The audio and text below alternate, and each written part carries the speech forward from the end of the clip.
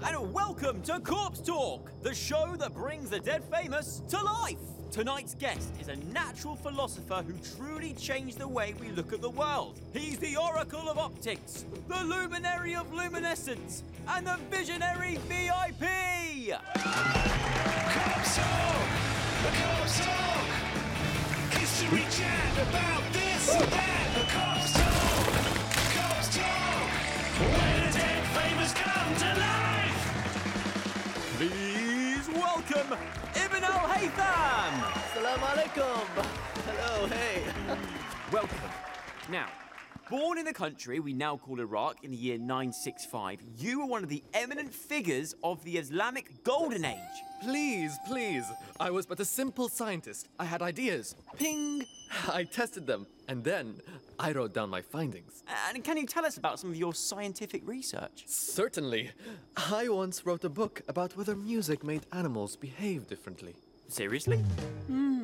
How did that work? It was a common belief at that time that animals had no souls, but I wanted to know if music could charm the snakes and attract the birds. Cool! And what did it do to camels? Easy boy, send them to sleep. Like if I played this! Let's find out, shall we? According to my experiment, it makes them run very fast. Isn't science exciting? Note to self, don't play music to camels again. So, you enjoyed testing out your theories, but one of your earliest ideas nearly got you into hot water. Ah, you mean when I was studying the River Nile in Egypt? The farmers relied on the river's floodwater to irrigate their crops, but I noticed that the river was either flooding too little, or too much. Yes, I see the problem. Help! But then, ping! I had the brilliant idea to construct a great dam to control the flooding. And when the Caliph, the ruler of Egypt, heard about it, he sent me workers to build it. Hello. I absolutely cannot wait for my new dam. Wow, this was your big break. Tell me about it. Except there was one tiny problem. I soon realized that the river was far too big to build a dam across. My idea was useless. Kaput! I've launched. He looks cross. Let's get out of here! Oh, wait for me! Oh. The thing about the Caliph is that he had a reputation for executing employees who didn't deliver what they promised. If I let him down again, I was finished. Ibn al-Haytham, are you in there? But you were a genius, right? Oh, I bet you came up with a brilliant idea to get out of it. You could say that. Ibn al-Haytham! Observe. Hello, Mama! Happy birthday to me! Oh, big yellow eyeballs. Yum, yum. Get well soon, Ibn al-Haytham. Wow, that was your big idea? You pretended to be of unsound mind and it got you off the hook? With one tiny problem. I had to stay under house arrest until the Caliph died. 10 years later. 10 years? And you didn't even have Wi-Fi. What did you do? Juggle fruit? Learn how to bake? No, I studied. I conducted experiments, and I wrote almost 100 important books. Yeah, that's probably what I'd do. Hypothesis, extramission, intermission. Aha! You were only pretending to be sick, right? Yes, yes, but I was on the verge of my greatest scientific discovery. Don't you see? See what? Not what? How? How do you see? How do I see what? Precisely. See? I don't see. Yes, you do. See? Okay, time out. How do I put this politely? Huh? I had just made a breakthrough in our understanding of how light and vision works. You see? Don't start. Sorry, let me explain. Until then, all we knew about light was what the ancient Greeks had told us. That it shone out from our eyes, and that's how we saw things. Well, that seems a bit silly. That's what I thought, so I looked for another explanation. Uh-oh, he's gone mobile. Cut wide. Then it struck me. Say you're an object. Oh, here we go. I am an object! And say the camera there is an eye. Yeah? Oh, yeah, sure. I will be a beam of sunlight.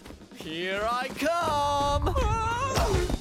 I bounce off you, and now I go into the eye.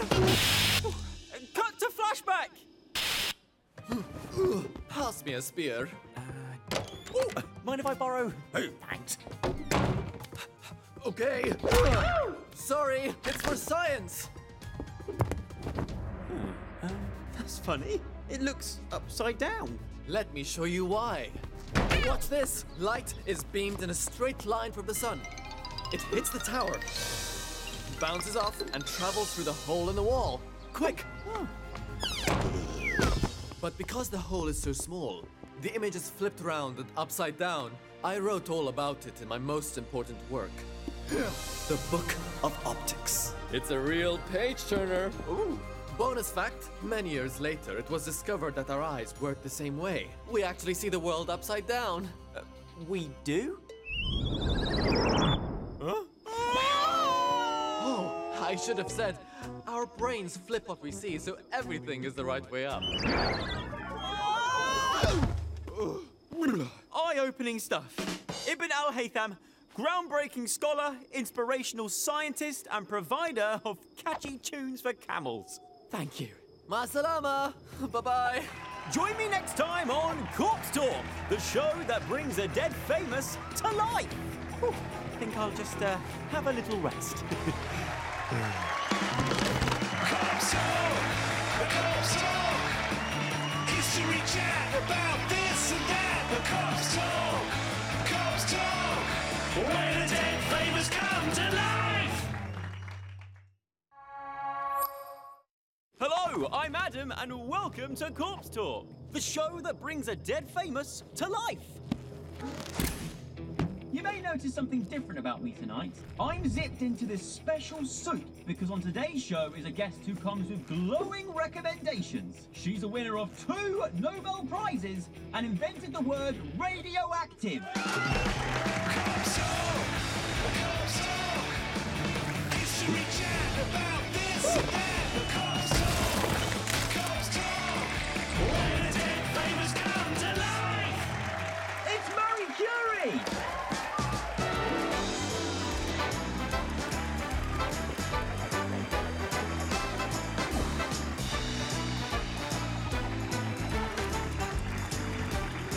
No! Stop it! This will not do! Go on! Shoot! I'm so sorry about all this, Marie. I really hate having a fuss made of me. And you'll have to excuse the protective suit. But you did spend your life working with deadly radiation. We didn't know it was deadly at the time, and the way of progress is neither swift nor easy. And things not coming easy was a theme that ran right through your life, wasn't it? You are correct. I was born in Warsaw, Poland in 1867, and even though I was top of my class in school, I was not allowed to study at university because I was a woman. Niet. Plus, I was Polish. The Russian Empire was in charge of Poland at that time, and it was hard for us Poles to get an education. Double niet. But I wasn't going to let that stop me. I had a passion for science, so I studied at a secret underground university in Warsaw. It was very hush-hush. Cool. Like a training base for uber-intelligent superhero scientists?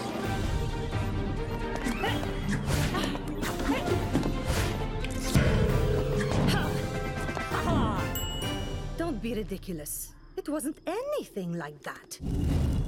I was studying as hard as I could, and I loved it. And so by this time, you'd moved to Paris to study mathematics and physics at the world-famous Sorbonne University. Yes, but I was so poor I could only afford a drafty little attic. It got so cold I had to sleep with all my clothes on. But being a young student in Paris must have been great. I bet you had some wild nights. I did. Brilliant. Studying. Oh. Okay, if you want something other than hard work and science, then very well. Paris is where I met my husband, Pierre. Now that's more like it. Meeting your husband in Paris, the city of love. Where did you two go on your honeymoon? The Alps? Venice? No, wait, Bali. In our laboratory, actually. Pierre was also a scientist and as dedicated to work as me. We were both interested in X-rays. Uh-huh. That sounds fun too. They were the newest phenomena in science at the time, but I was actually interested in another ray given off by the chemical element uranium. Stop me if you know this already. Oh, yeah! Sure! Uranium! Rays! Totally with you. Here, let me show you. Oh!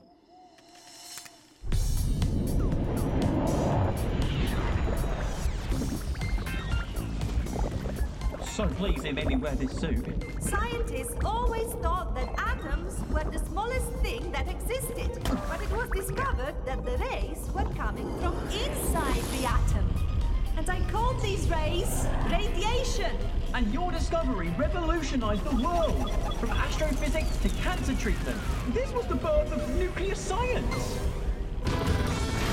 Pierre and I discovered two new chemical elements. Radium, which I named after radiation, and polonium, which I named after my beloved Poland. And together you won the most prestigious award in science, the Nobel Prize! Yes, although some scientists didn't want to award it to a woman. But in the end, no one could ignore my contributions. Wow, you and Pierre were quite the nuclear power couple. We were. Things were so good. But then tragedy struck. Pierre had a terrible accident and died. Oh, Mary, that's horrible. I was devastated, but I had to be strong for my two children, and staying busy was a distraction. I became the first female professor at the University of Paris, and later I set up the Radium Research Institute to honor my dear Pierre. And in 1911, you won a second Nobel Prize for chemistry. Yes, but do you mind? Oh, sorry.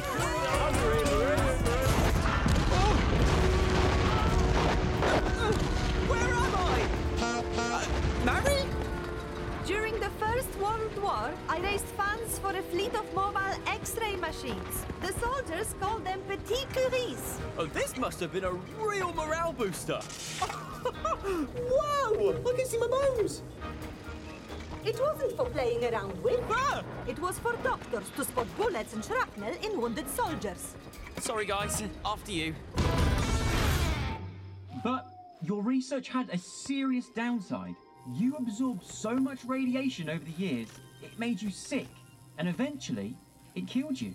Even your books are still radioactive more than 100 years later. Scientific progress is sometimes painful. It's kind of like radium turned out to be your kryptonite. You know, the green glowing stuff that hurts that flying superhero guy? You know that's not a real chemical element, right? Of course. Everyone knows that. I was just testing you. Although, all that radiation, you didn't, I don't know, develop any superpowers, did you?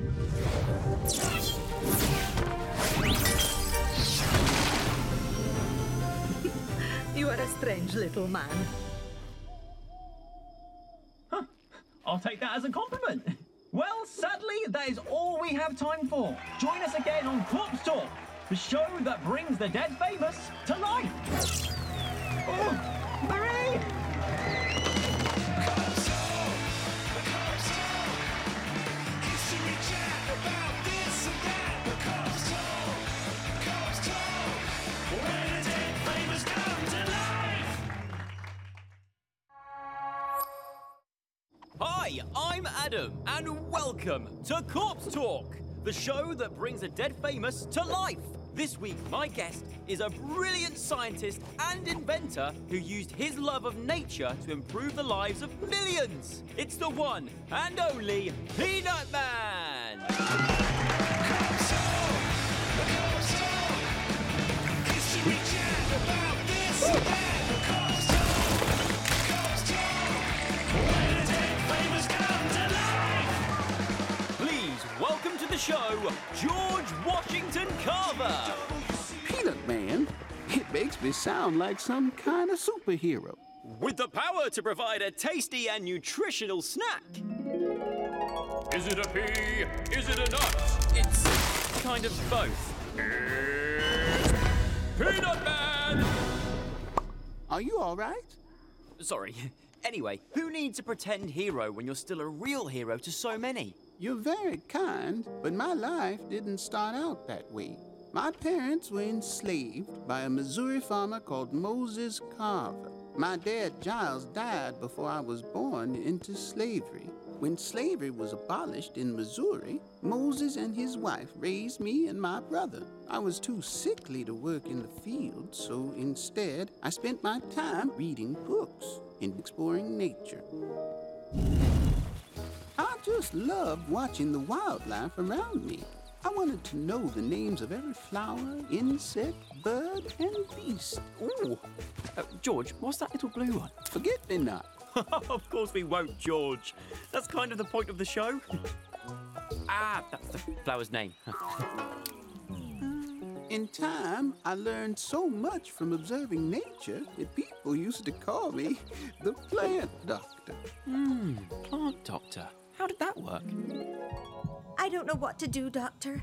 He doesn't speak, he doesn't eat, he barely photosynthesizes. Tell me straight, will he ever flower again?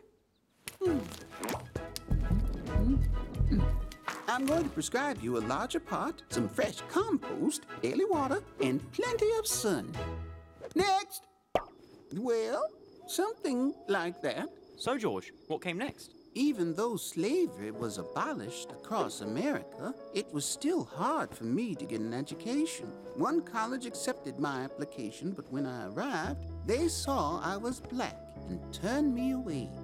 That's ridiculous. How were you supposed to become a world-famous scientist if they wouldn't even let you in? It wasn't easy, but I wasn't going to let it stop me trying. And eventually, I was accepted into agricultural college. You wanted to be a farmer? Not exactly, but I did want to use what I'd learned to help people. I did so well there that I stayed on and became a professor. I had big ideas. I wanted to revolutionize farming across the American South. With a little wagon? That's right. It allowed me to take my classroom to the people. And it worked. You see, most of the farmers had been enslaved folk, and they only knew how to grow one thing. I just don't get it. These crops keep dying. As a scientist, I could show them how, after a while, cotton sucks all the nitrogen out of the soil, making the ground useless for growing anything. So I encouraged them to plant something that was not only better for the soil, but also healthy and affordable for people to eat. The new crop I encouraged the farmers to grow was, you guessed it, peanuts. Yesterday! At last, we get to the peanuts! It wasn't just peanuts, though. I also recommended that they tried growing soybeans and sweet potatoes, too. Do you know any jokes about those? No, sorry. Can we stick to the peanuts, please? Sure thing. It's my favorite topic. I had to show people how amazingly versatile they were, so I hit the lab. Ooh. You've just eaten one of my experiments. Sorry, they're just so nutty. Indeed. To convince the farmers, I had to help find as many uses for peanuts as I could. How many do you think there were? Salted peanuts, dry roasted peanuts, peanut butter, peanut oil. Yeah, so 4. Nope, almost 300. No way. 300? Like I said, versatile. Do you want to guess what they were? I feel a nutty game show coming on. Name that peanut product. Welcome to Name That Peanut Product. It's a working title. Here they come, Adam. Peanut sausage? Really? Yep, delicious. peanut juice? Nope, ink. Although we did make a number of drinks from peanuts too. Wow, okay, peanut paint? Nope, that's peanut cheese. Although, Oh, don't tell me you made a peanut paint too. peanut ice cream, peanut face cream, peanut pickle. I know this one. Mmm, love peanut butter. Close, but I'm afraid that's actually peanut shampoo. Yuck. Funnily enough, I didn't actually invent peanut butter, Whoa, that's a plot twist I didn't see coming. though I did help make it popular. But even so, when people thought peanuts, they thought George Washington Carver. I wasn't in it for the fame or the money. I just wanted to help improve people's lives. Oh, what's this? Oh, that's peanut nitroglycerin. Nitroglycerine? Like the stuff they use to make dynamite nitroglycerine?